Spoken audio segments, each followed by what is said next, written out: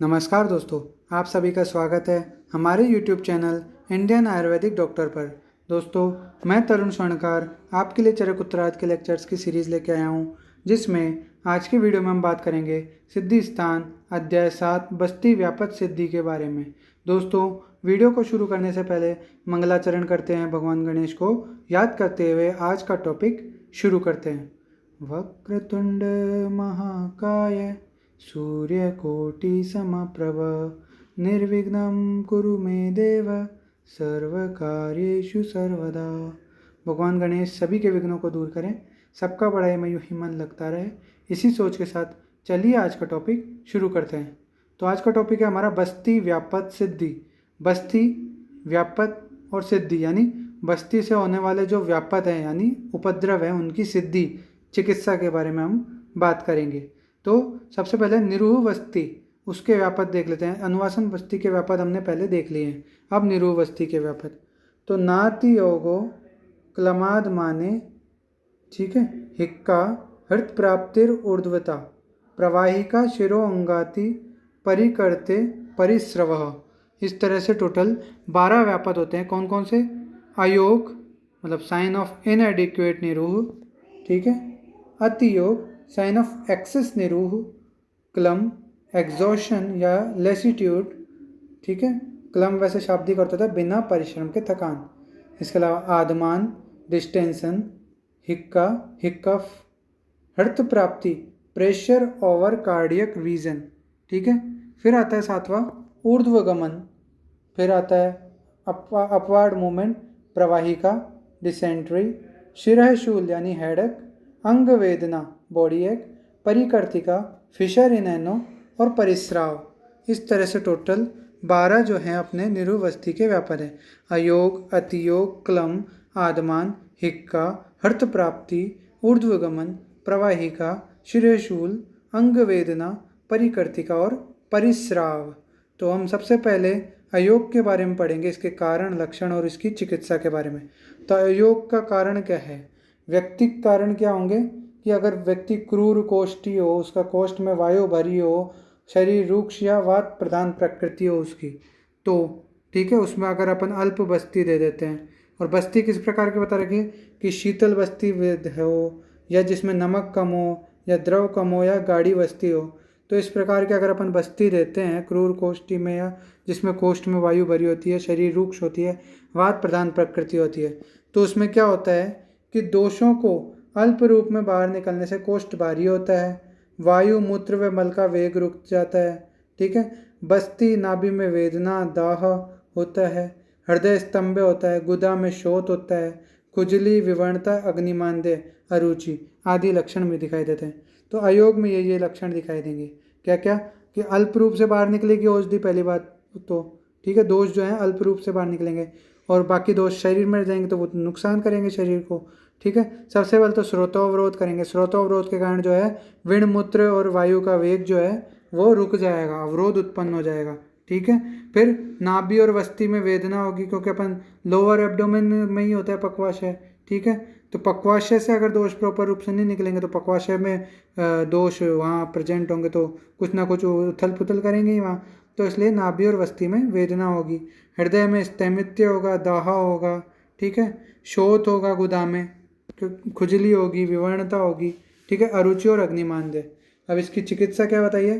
प्रमथ्यापान, ठीक है, स्वेदन, फलवर्ती। फलवर्ती क्या है? ताकि जो वेग है वायु इनका उनको वापस नीचे की ओर प्रवृत्त किया जा सके।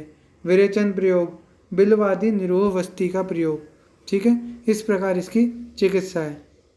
अब हम बात करते हैं अतियोग की। तो अतियोग में क्या क्या है कि मृदु कोष्ठी को तीक्ष्ण व उष्ण अगर अपन बस्ती देते हैं तो वमन विरेचन के अतियोग के समान लक्षण प्राप्त होते हैं। इसके अलावा दाह की उत्पत्ति होती है, ठीक है। तो इसकी चिकित्सा भी क्या होगी? वमन विरेचन के अतियोग के समान होगी। फिर हम बात करते हैं क्लम के बारे में। तो अगर व्यक्ति आम दोष से युक्त हो और फिर उसको मृदु बस्ती दी जाती है तो वायु कुपित होती है प्लस अग्निमांद्य होता है। ये दो चीज़ें होती हैं संप्राप्ति में। फिर उसके कारण क्या होता है? क्लम, विदा, हृदय में शूल, मोह, उद्वेष्टन, ठीक है, शरीर में गुरुता आदि लक्षण प्रकट होते हैं। इसके अलावा चिकित्सा क्या है इसकी, रूक्ष स्वेदन और पाचन, स्वेदन और पाचन इसकी चिकित्सा है। अगले हम बात करें आदमान की, तो आदमान में क्या है, दोष अधिक होने पर शरीर रूक्ष और क्रूर कोष्ठी व्यक्ति को अल्प वीर्य वाली औषधि अगर अपन देते हैं तो आदमान, मर्म प्रदेश में पीड़ा, ठीक है, विदाह, कोष्ठ में भारीपन, अंडकोश व वृषण प्रदेश में वेदना, ठीक है, शूल के कारण हृदय आदि के कार्यों में रुकावट, तो ये सब लक्षण आदमान में दिखाई देते हैं। इसकी चिकित्सा क्या होगी, स्नेहवर्ती, ठीक है, ग्रह धूम, सेंधव लवण व सरसों की बनाई गई वर्ती, ठीक है, सरल व देवदारू के क्वाथ व कल्क से सिद्ध तेल की अनुवासन वस्ती, ये सब आदमान की चिकित्सा में दिए जाते हैं। फिर अगला जो है पांचवा व्यापद हिक्का। हिक्का में क्या है, मृदु कोष्ठी को अति तीक्ष्ण अगर वस्ती देंगे तो उसमें हिक्का की उत्पत्ति होती है। फिर इसमें हिक्का नाशक चिकित्सा या ब्रंगण कराना चाहिए या वात नाशक धूम का प्रयोग करना चाहिए, ठीक है, अवलेह, मांसरस, दुग्ध, स्वेद, अन्न आदि का प्रयोग जो है यहाँ पे आप कर सकते हैं, ठीक है। फिर अगला आता है छठा जो व्यापद है हर्त प्राप्ति।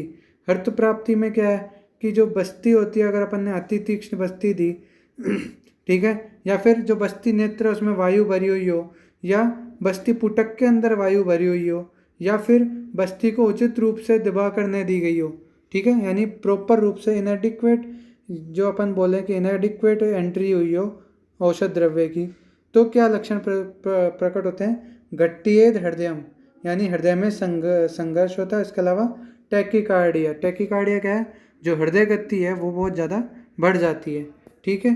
तो क्या लक्षण हो, इसकी चिकित्सा क्या है, अम्ल व लवण स्कंद के द्रव्य प्लस करील प्लस बेर के फल से सिद्ध निरोवस्ती, ठीक है, निरोवस्ती देनी चाहिए अम्ल व लवण स्कंद के द्रव्यों की करील प्लस बेर के साथ सिद्ध की हुई, ठीक है, या फिर वातनाशक द्रव्यों से सिद्ध तेल की अनुवासन वस्ती दी जाती है।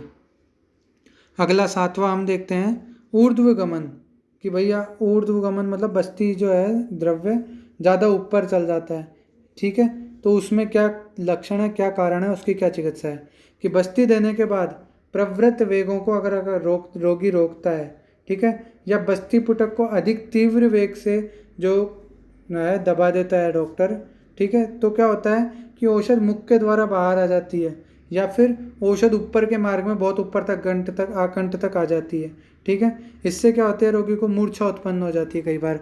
तो इसमें क्या चिकित्सा करनी है कि शीतल जल से मुख का सेचन करना चाहिए, ठीक है, पार्श्व और उदर को नीचे की ओर मर्दन करना चाहिए, शीतल पंखे की हवा, भयकारक वस्तुओं से डराना चाहिए। अब यहाँ पे कहेंगे भयकारक वस्तुओं से डराने से क्या फ़ायदा होगा, क्या होता है, आपने सबने देखा होगा कईयों के भय में क्या होता है कि टॉयलेट आ जाती है, फ्रेश ही हो जाते हैं कई, तो वही है कि जो वेग होता है ना ऊपर की ओर, जो वेग था वो भय के कारण नीचे की ओर हो जाता है, ठीक है, तो इसलिए भयकारक वस्तुओं से डराना भी एक चिकित्सा मानी जाती है इसकी। गला दबाना, अब गले दबाने का मतलब ये नहीं कि उसको मारना है, गला इतना दबाना है कि रोगी की मृत्यु ना हो और जो वेग है औषधि का वो नीचे की ओर हो जाए, ठीक है। ये जो है चिकित्सा की जा सकती है। अब आती है अगले प्रवाही का या डिसेंट्री। इसमें क्या है, दोष अधिक और मृदु वस्ती दी गई हो या अल्प वस्ती दी गई हो तो प्रवाही का रोग उत्पन्न होता है। इसमें साथ साथ का लक्षण दिखाई देते हैं, मूत्राशय व गुदा में शोथ शोथ मतलब इन्फ्लामेशन, ठीक है, जंघा व उरु में शिथिलता, अपान अवरोध यानी अपान वायु का जो वेग है उसमें अवरोध उत्पन्न होता है। इसमें क्या चिकित्सा दी जा सकती है, लंघन के बाद इसमें स्वेदन, ठीक है, अभ्यंग के बाद वातानुलोमन निरोवस्ती का प्रयोग यहाँ पे किया जा सकता है। इसके अलावा विरेचन यहाँ पे दिया जा सकता है। फिर नौवा शिरहशूल। शिरहशूल का कारण क्या है कि दुर्बल व्यक्ति हो या दोष अधिक हो या क्रूर कोष्ठी हो, उसमें मृदु शीतल या अल्प मात्रा में वस्ती दी जाती है तो ग्रीवा और मन्या में जकड़ाहट होती है। इसके अलावा शिर व कंठ में वेदनवत पीड़ा, कर्णनाद, पीनस, नेत्र भ्रम आदि जो है लक्षण उत्पन्न होते हैं। इसकी क्या चिकित्सा अपन कर सकते हैं, अभ्यंग, प्रदमनस्य, विरेचनिक धूम, तीक्ष्ण वातानुलोमन द्रव्यों की वस्ती दी जाती है, ठीक है। फिर लास्ट 10वां जो आता है वो आता है अंगमर्द। अंगमर्द क्या है, इसमें बस्ती किस प्रकार की होती है, बिना स्नेह स्वेदन के अगर बस्ती दे दी गई हो या तीक्ष्ण बस्ती दी गई हो या गुरु तथा मात्रा में अधिक वस्ती दी गई हो तो इसमें क्या हो जाता है, वात प्रकोप हो जाता है। वात प्रकोप के कारण क्या हो जाता है, अंगमर्द या अंगों में वेदना होती है, ऐंठन होती है, तोद होती है, भेद होती है, फरकाहट होती है और जमाई आती है रोगी को। ठीक है, इसकी चिकित्सा क्या कर सकते हैं, शरीर पर तेल व नमक की मालिश करनी चाहिए, गर्म जल से परिषेक स्नान करना चाहिए, आश्वासन चिकित्सा भी यहाँ पे एक इम्पोर्टेंट चीज़ है। ठीक है, और अवगाह स्नान कराना चाहिए, अवगाहन कराना चाहिए रोगी का। ये अंगमर्द की चिकित्सा होगी। फिर परिकर्ती का रोग, थोड़ी डिटेल तो आप पहले पढ़ चुके हैं इसकी। ठीक है, थोड़ा आप यहाँ पे पढ़ लेंगे कि मृदु कोष्ठी हो, ठीक है, अल्प दोष हो, रूक्ष तीक्ष्ण व मात्राधिक्य में वस्ती दी गई हो, तो क्या, तो उसके कारण क्या होता है, त्रिक वंक्षण मूत्राशय में तोद होता है, नाभि के नीचे वेदना होती है। ठीक है, विबंध के साथ थोड़ा थोड़ा मल निष्कासन होता है। इसके अलावा प्रतिकृति का जो मेन लक्षण है, गुद में कर्तनवत वेदना, वो तो खैर आपको दिखेगी। ठीक है, वो लिखने की यहाँ पे जरूरत भी नहीं थी। फिर शीतल द्रव्यों से सिद्ध दुग्ध प्लस मुलेठी प्लस तिलकल की जो है बस्ती देनी चाहिए रोगी को। इसके अलावा अम्ल द्रव्य मिलाकर मधुर और मृदु भोजन कराना चाहिए।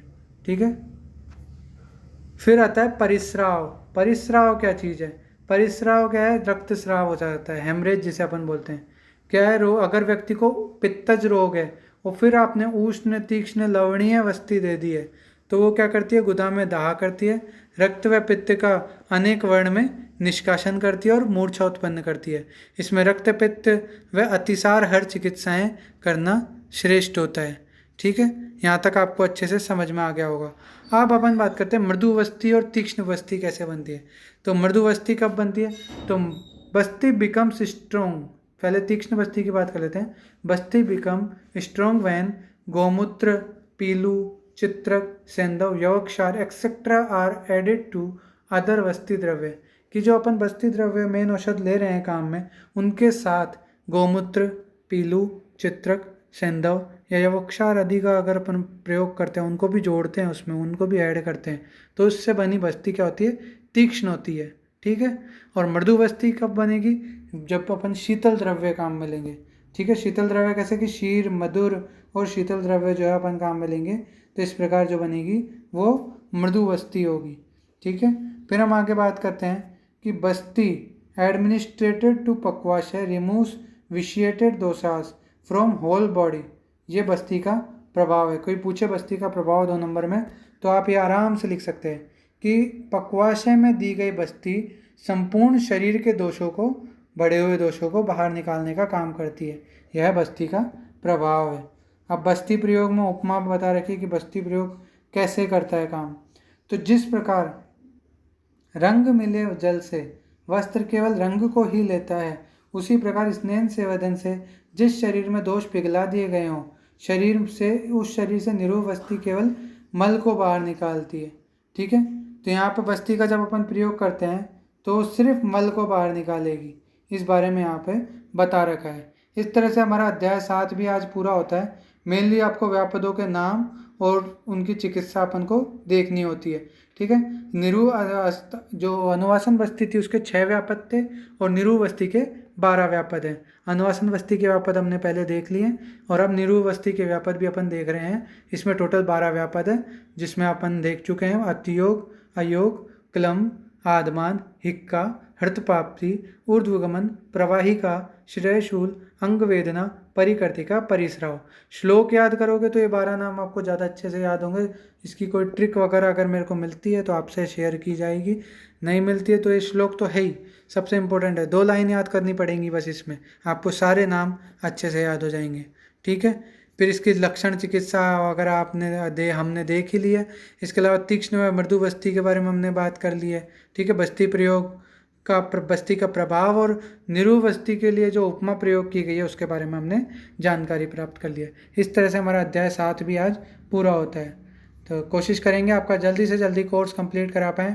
पेंडेमिक है, कई बच्चे ट्यूशन कॉलेज वगैरह की पढ़ाई नहीं कर पा रहे हैं, तो उनके लिए हम होम लेक्चर्स प्रोवाइड कराने की पूरी कोशिश कर रहे हैं। आपको बेस्ट से बेस्ट नॉलेज आयुर्वेद से रिलेटेड दे सकें। कोई भी क्वेरी हो, कोई भी क्वेश्चन हो, कमेंट बॉक्स में ज़रूर पूछें। हमारे चैनल को सब्सक्राइब करें, वीडियो को लाइक करें और ज़्यादा से ज़्यादा शेयर करें। मिलते हैं अगले वीडियो में, तब तक के लिए बाय बाय।